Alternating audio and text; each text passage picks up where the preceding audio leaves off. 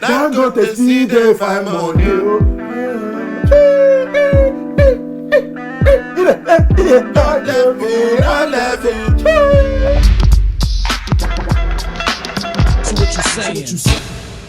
Hi and welcome back to What You Saying, the show that looks at all things online in the world of football. I'm Lumos.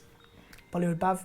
And today we're joined by a special guest, our Nigerian correspondent. Man, like, we got the man there, Kelechi's in the building, get me fam. Boy, thank you for having me, guys. Alright, so make sure you follow me on social media at Lumos7. Yeah, subscribe to my channel Sayin and follow me on Twitter and Instagram. Kelechi a.f.c, you already know. I don't need to tell you to follow me, you know what to do. Alright, so obviously we're happy to have Kelechi here, but the main reason I've asked Kelechi to come down today is for a bit of insight into Dangote, still they find money. So yeah, Dangote, who's the richest man in Africa, and he had an interview with Bloomberg. Was it yesterday or earlier this week? Speaking on buying Arsenal, he said he's ready to buy Arsenal next year. He said he's going to buy. He didn't say I want to buy Arsenal. He said I am going to buy Arsenal when he finishes all his current projects, or a certain amount of his current projects that are going on in 2021. So Kelechi, I want to go to you. What's your thoughts on this now? I mean, he's a man that means business. He's the richest man. He didn't become the richest man in Africa overnight. You know, he's worked hard, and when he means something, he does it. Yeah. Like, everything in Nigeria runs through him technically. For instance, is it? Yeah. I mean, he's got plans for agriculture, tomato, just name it. You know, he's got trucks, cement, like everything you're doing. He kind of has an input there. So he's got bags of cash. He's building a refinery now in Nigeria. You know, Nigeria is what, the 6th largest producer of oil. Okay. So imagine that money as well. You know that Stan Kroenke cannot really come close like that. You understand? So he's got the money, but I know he wants to buy it in 2021. He's probably going to make a bid. But will Stan Kroenke want to sell? You know, it's not up to him. If he gives him an unbelievable offer, probably, that's what I said. Do you think he would go to the length of making it an offer that can't be refused? Oh, it's possible. It's possible because he's a fan. He's a proper fan. He's an Arsenal fan. So that's the difference. So it's a passion thing, not necessarily only a business thing. It's a passion thing, and he's not been happy with the way the club has been run for a long time. So he wants to do something different. So I mean, it's his right to beat. I mean, Usmanov as well was a fan as well, but he couldn't break in. So he's got more money than Usmanov, obviously. Okay, so, yeah. Maybe the politics, and then Nigerians have their way. Politics, they got big man talk to big man. You understand? Some convincing might happen. So, do you think if this happens, right? You think Arsenal is automatically going to change overnight and become that next Man City? Or is it a matter of he'll make Arsenal better, but not like Man City? I'm sure he'll be ready to invest. He has not. Well, ready investments. He has never had a poor business, or none of his business have collapsed. Is it?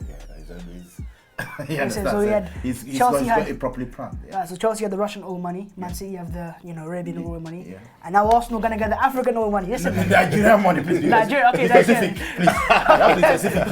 Yes, yes, this Nigerian money. Nigerians will be running it. So you might see me on the board, you understand? I'll be like, you don't say Babs, it's me, Babs. I say, so that's what we're getting into next. I say, who? So listen, if Dangote takes over, we're gonna get the box. The Kelechi box. AFTV box, Where to stay? AFTV contact extension. I mean, if it happens, then it happens, but I don't know if the Cronkies will sell. If not Dangote, of course, man, Robbie.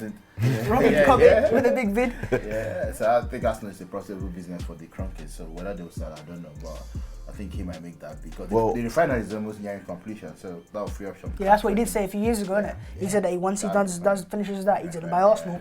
And I'm very excited by the prospect of Dangote coming in and taking over. I would absolutely love for an Arsenal fan who obviously he feels like how we feel, innit? Like he understands the pain of the fans. He's obviously watching. I'm not sure how many games he's able to watch. He's very busy, but I know he's actually paying attention. You know when he comes down in a few games, he comes with Poppy's dad. Yeah. He's also like one of the richest guys in checking Nigeria. checking out the place. No, I just meant even in general, just even if he watches it on television, do you know what I mean? Because I know Cronky's not invested like that, whereas this is a guy who's feeling our pain.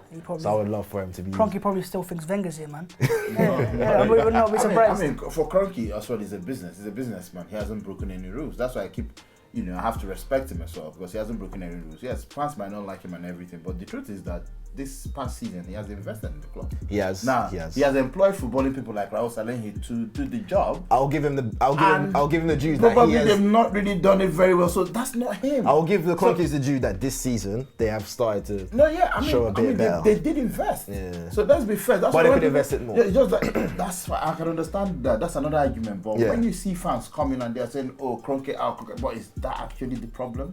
He has provided funds, some funds at least. There has been some involvement. Yeah. His son is actually more involved. He's always in London. Yeah, I see. There have been changes. So when you guys keep going, "Oh, Cronky out," and you're like, "Okay, you're missing the target. Like, what is this?"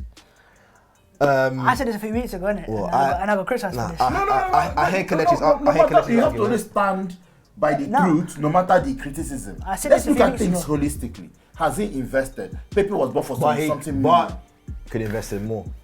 We can understand that it's a gradual process. Rome was not built in a day.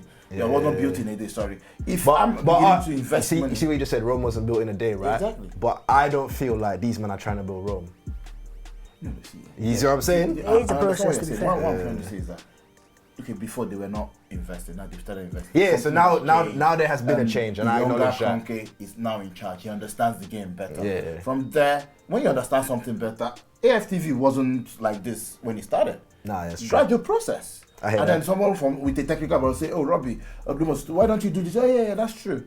More understanding of the game. So they are beginning to understand the game. They are beginning to invest their money. But the problem is that they have employed footballing people to make these decisions, which is in the right. I'm not a fan of director of football, personally. Why not? What do you want?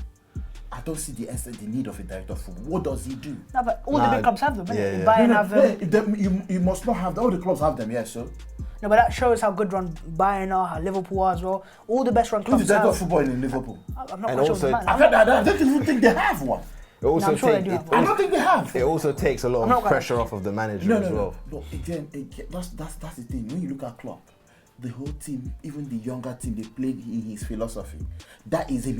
He's in charge. No, for me. Sorry, I know I'm digressing. Not the point. Director of football for me kind of disrupts so many things. Yes, it might be effective when it comes to transfers, but sometimes you might have a decision. Oh, he's the director of football of Arsenal. I'm the coach, and we have two different players I want to buy. Yeah, and start arguing. But that's why allow the coach. That's why you fire the coach when the club is not doing well. Allow the coach to make the decision. That's what I think on footballing matters. I'm like Wenger. Allow him, because when it's time, you won't fire the director of football. You're going to fire the coach. So if I want Lumos to start playing for me, and you're telling me that you're going to sign Bhav, I'm telling you no. I want Lumos to play for me. I know I'm saying this because some things have gone down in us. That's why I had a bit of sympathy for Unai Emery, because some of the decisions were not made by him, and these ones are that I know. That is true. So what you're saying is it's supposed. Allow me to, if I'm going to be fired for the team's poor performance, allow me to make the decision myself. Then when I fire, I know it's okay, fine. But not when you buy players for me to use, and they are kind of round pegs in the square hole, and they still fire me at the end of the day. So Cronky in, Sonelli out. That's what you're saying. No. I'm not saying that. We have to all function as a unit. Okay. I mean, look at it. It's not working in AC Milan. Yeah. It's not working. Your former boss, Wendy, it's not working. It doesn't really work. Allow the manager to you can say in Man City they have a director of football, but he's not really that active. Yeah, but Man City, Real Madrid, Barcelona, by this time or something like that. Even Borussia Dortmund have one. What's his name? Watzke. Yeah. All the big, for me, all the biggest best clubs have directors of football, technical directors. What does he do? If I cannot in my youth team at the moment produce one defender. I was looking at Tottenham yesterday, at the weekend. The kid that was playing in defense, he played really well. Some guy, from his youth, and I'm thinking to myself, when last did Arsenal have that kind of youth team? Does Tottenham have a director of football? It's not Darren Levy that runs everything. But do you understand? Let's get. Who is the Chelsea director of football? Nobody. No, Marino. Marino is the CEO. Why not just the director of football? Chelsea got director. Chelsea do have a director. They were one of the first teams to get director of football. Who is that? Who is he? I don't know who it is. I don't think they have. You can Google it. We are on what you are saying. Can check it. We're not checking the job. But yeah. Sorry, Dangote is a man to let's get into the fan cams. So what you saying? Lacazette is not, hasn't scored in a few games, but his contribution in the team, is really much. I think in the last 3 games, he has been 3 assists or something in the last 3 games. So, with the absence of Aubameyang, there'll be pressure on him to score. But I believe that he will. At the moment, just don't seem to be able to get the ball out of his feet. I've seen it in a few games. Like he gets, he's like his feet. I was like, he just needs one to go in, doesn't he? That's just the lock. Even if it's a deflection, anything, just needs one to go in. And I'm sure he will do well, because with Martinelli on the left or the right and Pepe, I think we will still have that same energy to bomb forward. But I'm just praying that the Torreira is not injured. I saw him limping. I don't know if you saw it at the end after they clapped to the players. I hope he's not too bad. All right, so Kelechi, we're going to be without Aubameyang against Sheffield United. How are you feeling? Who do you think should lead the line? I believe I want Martinelli to. Do you know what? Ideally, you want Martinelli to do that. Fans but again, there's a big player in Lacazette. Yeah. So that, again, for dressing room harmony, you have to start Lacazette. And I guess he can play out left as well. Lacazette. Martinelli definitely play out left. But at home, Lacazette scores. Yeah. That's so cool. You have to start him. Then Martinelli on the left to track back. He does it excellently well. So he's a complete player for me. To be fair, that actually does make more sense than having Martinelli lead the line in the game, because also now, after I said that, I think to the fact Lacazette needs a goal.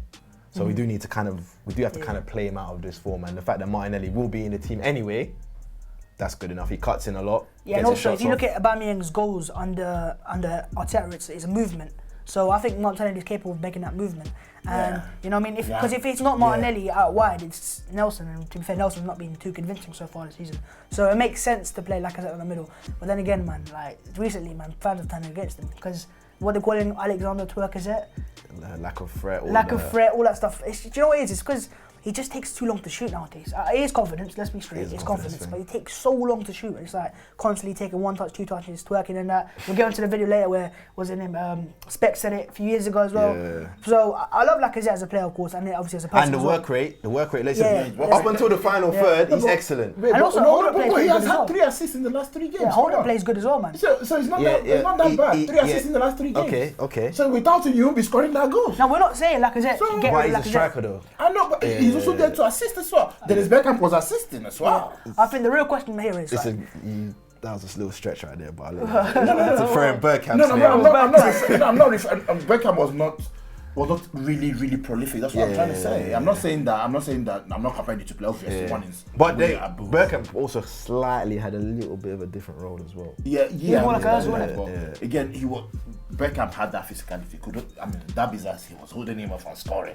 So it's the same thing with Lacazette. He has that physicality to bring people into play, hold up play, and also has an eye for an assist. Yes, he's not going for him goal scoring wise, but he just needs 1 goal to go with. Deflection, that's all. Alright, I think he needs a hat trick, to be honest. Yeah, let's get to the point, right? Who would you start against Sheffield United up front? Who would be your front 3? Yeah, I mean, it's Lacazette, Martinelli, and Pepe. Yeah, I'd have to go the same. I actually said yesterday on my Twitter, and I'm going to stick by it. I said Martinelli down the middle, I said Nelson on the left, and Pepe on the right. Simply because I think Sheffield United's defence is so solid. We won't have chances like that. I think we need pace and mobility. And I would have agreed with that, but like I said, I was saying that, and then as I was saying it just now, thinking about Lacazette needing to get the monkey off his back with some goals, and because we're at home. Yeah, we're at home as well. I wouldn't obviously. I wouldn't mind it, but I just feel like we need mobility. So that's my personal isn't it? All right, and also another point you touched on in your fan cam was how much of a difference it made when Torreira came off. Now, don't really know much about his injury, but Unai Emery, are you watching? Without him in the team, we're gonna struggle. Yeah, of course. So he's key. He's key, but I don't think we will need him against Sheffield United. I think we do. No, we need him obviously. Yeah. But because of Chelsea, and if he's 50-50, I hear that, but risking him. Let's be fair. I wouldn't risk him. I wouldn't risk him because we have Chelsea away without Aubameyang. No, I need Torreira, even if it's with one leg. Of course. He needs to get revenge on Kante, man. I don't think he got it up though. No, bro, I'm not fit enough to raise my head. Are we going to forget the fact that a few months ago fans were going, let's sell Torreira? Remember that? Do you remember that? But we all said the same thing. I said the same thing. It would have gone through one ear of mine and come out the other. I wasn't hearing that. I know Laurie was chatting a lot of shit about Torreira, and I was just telling him. I always said, for example, he's a fantastic player who's only 23, 24 years old. He's got fantastic potential as well, and he's a defensive midfielder. You play him there, he's gonna look. You know, we saw Kante last year when he was playing our position. How good did he look there? Now look at him now. Even Xhaka is playing well. Yeah, Xhaka's playing much better as well. Yeah. All right, so now let's look in the comments. Sun Tzu says, "Stop singing. We're 10th in the league. Depressing time." That's why he has one subscriber. Now, hold on. Before we get into that though, a lot of fired. people, I want you to address this because a lot of people have said to me before, "Oh, why does Kelechi sing after we lose or whatever, or when things aren't the best time?" So, do you want to clarify why you still sing regardless? I expect people to use their brains actually. When you're sad, sometimes you play music, sad music, isn't it? Yeah. That's it. It's just that simple. I'm sad. I'm reflecting it. Now that can also improve somebody's mood as well. That's sad. You understand? And I've got so many positive comments to say, man, this thing lifts my mood when we lose. Now you won't see me dancing or doing shaku shaku. No. And if you notice, the tone is slower. It's a different kind of music. Okay. To be honest with you, I always come with the mindset that we're going to win every game. So I always have this music of the whole dancing, this thing. But when we then lose, that's why I always come on there. I'm thinking, okay, which other stuff in my head can I sing that is slow, mellow? Even though Robbie understands this. So when you're sad, you play slow music. Sometimes when you're reading, you just want to play slow music and you can't concentrate. That's it. Then when you win, you get the fans gobbling as well. And it's all part of creating positive vibes. So it's not that deep. If you don't like it, I want to say it now, if you don't like it, just move on to the next person's video. It's not that deep. Or if you don't like it, just press the arrow quickly at the start, innit? So skip through yourself. Yeah, you can skip 15 seconds or whatever, and then go to, because it makes sense. You understand? My interviews are tactical, they are positive, we don't abuse anybody, they are not negative. So if you want positive vibes and positive views, but what's funny here, right, is AFTV are criticised when we're negative and we give our thoughts. No one ever talks about Kelechi. But when we're positive as well, even then we get criticised because why is he singing? So we can't win anyway, can't we? I just wanted you to address that because I've had people say it to me before, and I was like, listen, but it's common sense actually. Yeah, really. but a lot of people that's the thing. Some people are not intelligent. I'm really sorry. I don't mind it, man. I don't even care about what they say. That's the problem. Like, it doesn't even affect me. Remember that quote a few years ago? Are you any good at bed? Yeah. You know what I mean? I don't even care because I do me. I celebrate my culture no matter what. Yeah. And a lot of people, even your players, like it. So why am I gonna? All right. So now here's this comment now for the people that do actually sit and listen to it. Now a man said you're tone deaf. So what we can do is we can work on the levels. The vocals, we get you a little vocal coach and fix up a little bit. I love Ireland. I don't go to all those things. So local man is a local man. Local man sings how he sings. All right, so here's a comment you will like from Earl Lewis. He says, Kelechi's a true gentleman. He uses his words seasoned with salt and graciousness. He's a true supporter of Arsenal who has the best interests of the players, club and fans. My guy. Proper Arsenal fan. I salute you, brother. Or is it Earl Lewis? Big up. Bless him. Bless you, my brother. You see, that's it. I mean, but that's it. And these comments, okay, for instance, I met Aubameyang at Leicester. Yeah. Because I was in the box. Just drop with that Kelechi. No, I'm It's a regular thing for Kelechi. No, I met him and, you know. Oh yeah, that was a good video. Yeah. And you left the team spirits as well. Yeah, I met so many of the players. Yeah. And I hugged them, I was just giving them.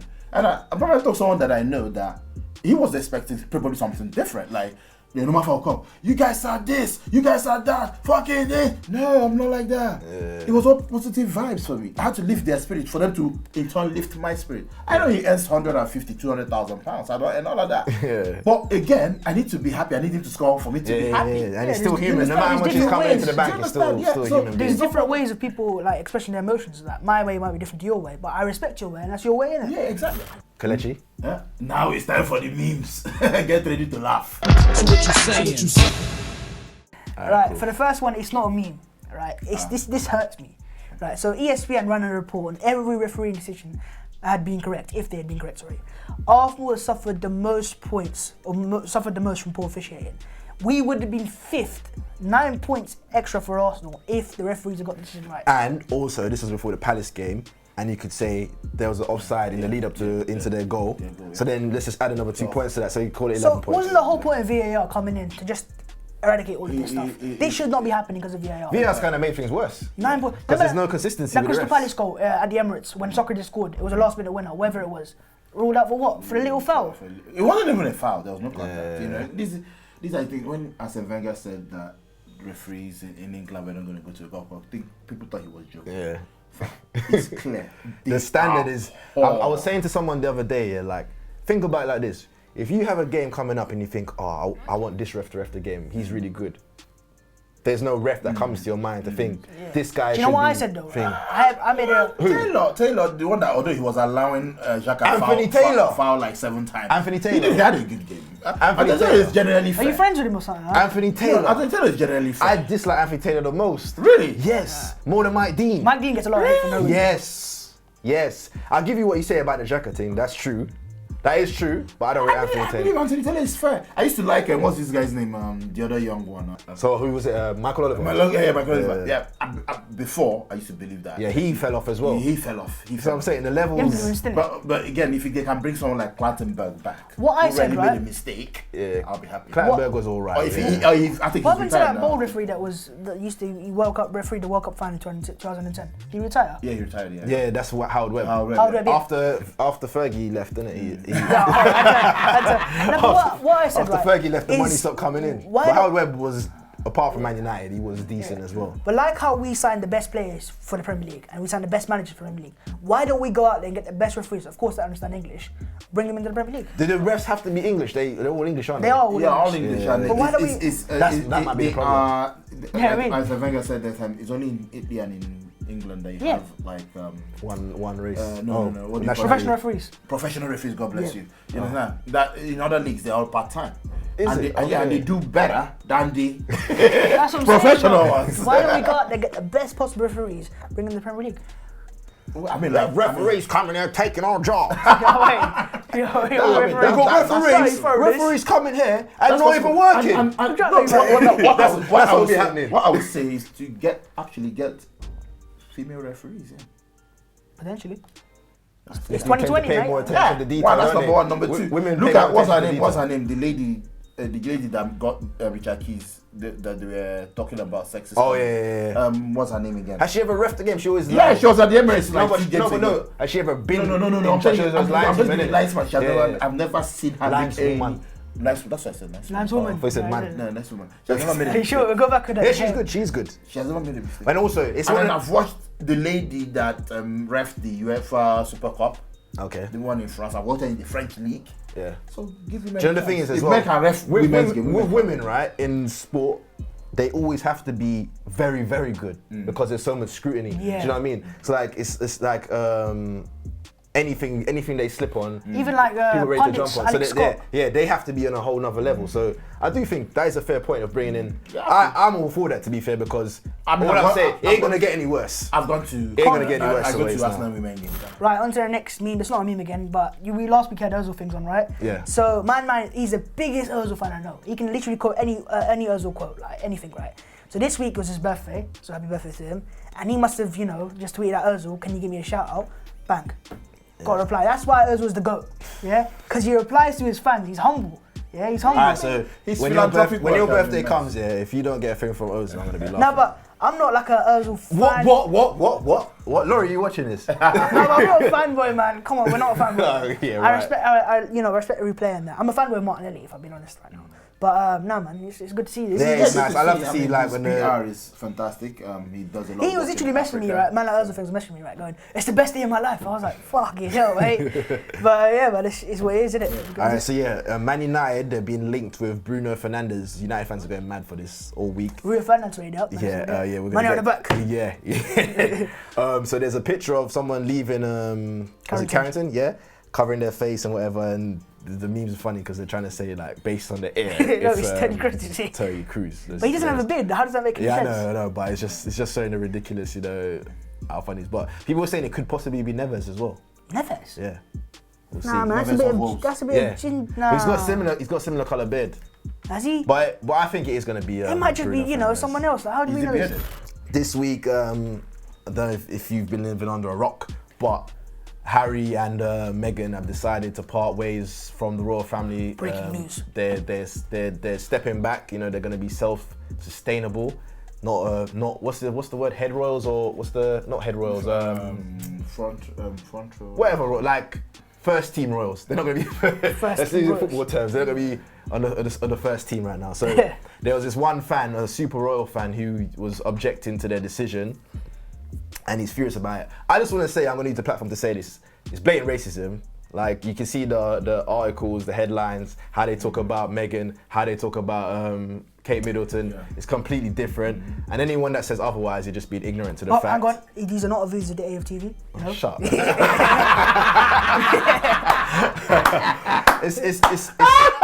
It's so blatant, like, and yeah. So, but anyway, this guy. I'm not saying this guy's racist. He's not. I don't know, but he didn't say anything racist in his point. He's just a super fan that's very upset that Harry is leaving the first team of the Royals. So I saw this video and I thought, you know what? This is like the very own tie. The Queen has her very own tie. So. He does kind of sound like him as well. I'd say personally, please, don't do this. We want you. We want you back. We want you back here as the Duke of Justice of Cambridge. Sorry, the Duke of Justice of Sussex. We want you back here, you know, with the royal family and supporting the royal family and supporting the people, the public. We do like them very much, but they're isolating us and they're leaving. And I was here at Canada House yesterday, and when I heard the news, it broke my heart, thinking there's something wrong here. They're not announcing this to nothing. They're leaving. What they were doing, they're saying goodbyes. They're saying goodbyes to Britain. And it hurts you personally? It hurts us all. It hurts all the royal fans. And it'll hurt the Queen very much. Don't forget the Queen's coming up 94. And of course, he wasn't there for the Duke of Edinburgh at Sandringham for Christmas. Now, Love Island has kicked off, and there's going to be a lot of Love Island memes flying about, and there's going to be lots of football crossovers, I guarantee. So yeah, football Twitter took nicely to it. Or some people absolutely hate it. And I can see my followers, somebody like, why are you doing my Love Island? Other people are like, oh yeah, it's Love Island. Yeah. So we are for Love Island. You like watch Love No, you don't Island? like watch Love Island. Well, me and Bhav are for Love Island. I don't have any problem. So we're going to be bringing you the Love Island memes, like it or lump it. So one of the contestants is a girl named Leanne. She's a beautiful lady from Ghana, of Ghanaian heritage. She's from London, but she's of Ghanaian heritage. And and someone has quote tweeted her some pictures of her with this video from Podolski back in the day. Him and Rio Ming. Sexy girl. Sexy girl from Ghana. Since you see, when Emery was our manager, right? I stopped watching our press conferences and post-match interviews. I just couldn't be asked, right? Since Arteta's come in, I got notifications on. I'm watching them all. Everything. I want to take in everything Arteta's saying. And since Van Persie called out Solskjaer for smiling all the time, I've been starting to pay attention to Man United. But again, that is where people are losing it. That's where people like Van Persie are losing it. Why? It doesn't mean that he's not angry that the team lost. No. But he's saying just for the image. No, I don't need to act the act. He doesn't have to act. I am hurt. He might start crying. No, seriously, there's a way you be hurt. There's a way somebody. You're like, no, hold on. Just like, I make you angry. Yeah. And you're like, Babs, tell him more. Yeah. Do you understand? Yeah. Babs. Because you're angry, you're boiling. But, Babs. But, talk to your guy. But, Kelechi, but. So it's not like he's laughing. I know, but. Come on. At the same time, the image, right? Just think of the. It's not about image. The way, no, it is though, because the way they can spin it and whatever. Because I don't know the context, right? Yeah. I'm just gonna see a picture of we've just lost. I'm saying we from a Man United fan perspective, and I see Solskjaer's there like this, but I don't know how he felt. Do you get what I'm saying? People, so you just try. You gotta try and hold it in, man. No, you do. No. When you're in a certain position, you do, man. Trust me. Yeah. I'm telling you now. No. Put it this way. AFTV, right? We always get hated that.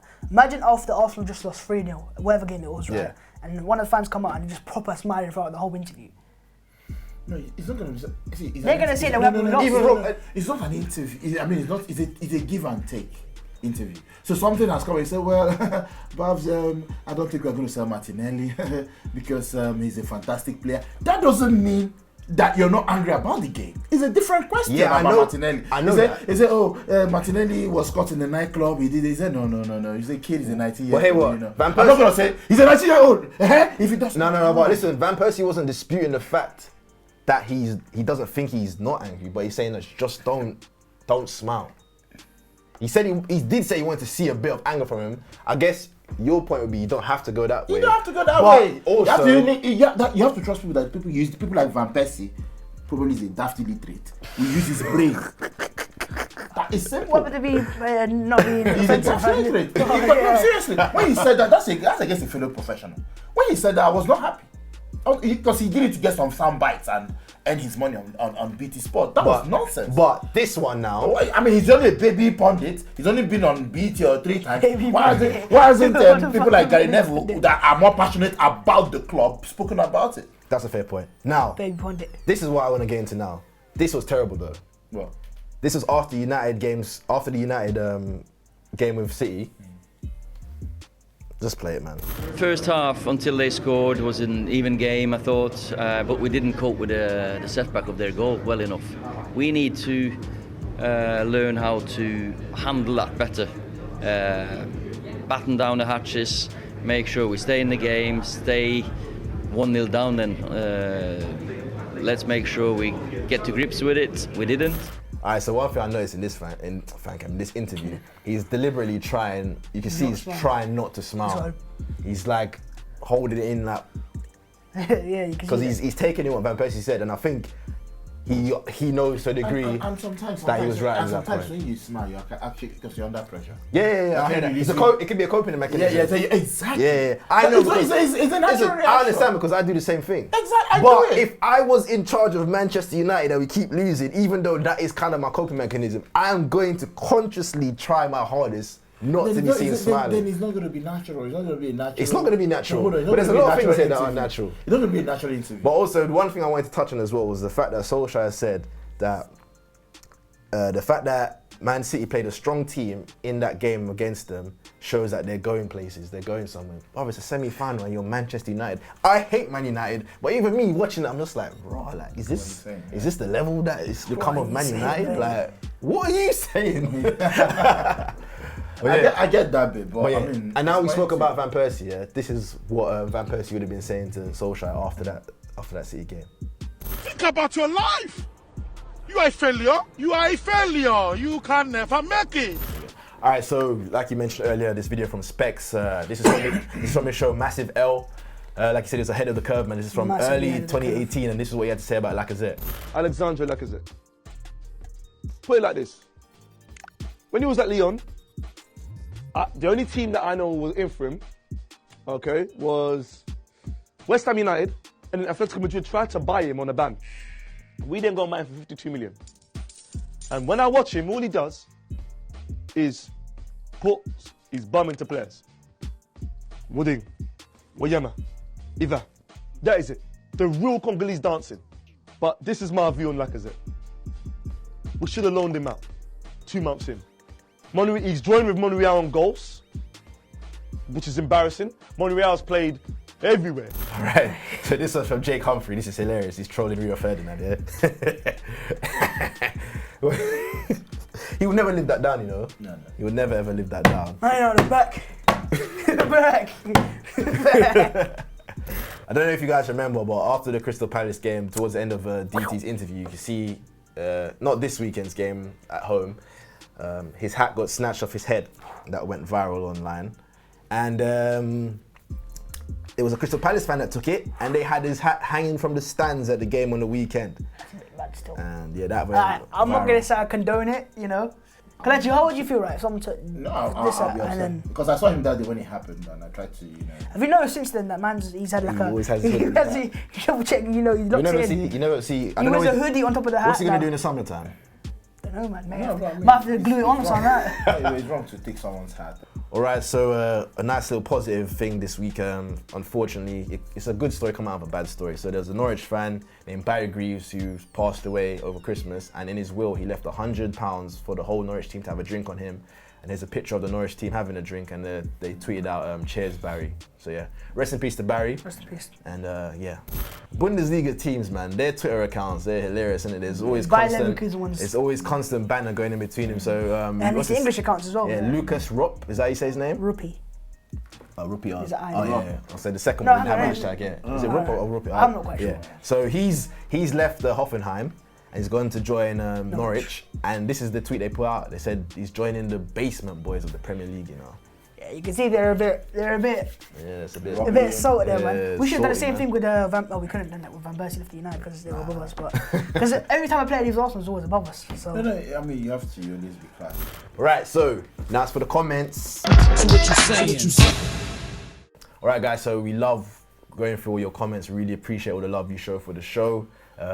Based on the topics we've spoken about on this episode, let us know like what do you think about Dangote? What do you think about who should lead the line? About my singing? Yeah. who should lead the line Don't for Arsenal put anything against Sheffield United? But these are the comments you guys left on the last episode. So, firstly, from Tommy's UK, he said, "You lads are finally gelling. The shows are getting better and better. Thank you, thank you. You know we get better with time, man. Like fine wine." It's a process, isn't it? Mark Arthur says, "Yo, I'm loving the EPMD track in the intro." So we got a shout out to Ty, yeah, because Ty is the one who gave us the inspiration to use that as our new intro tune.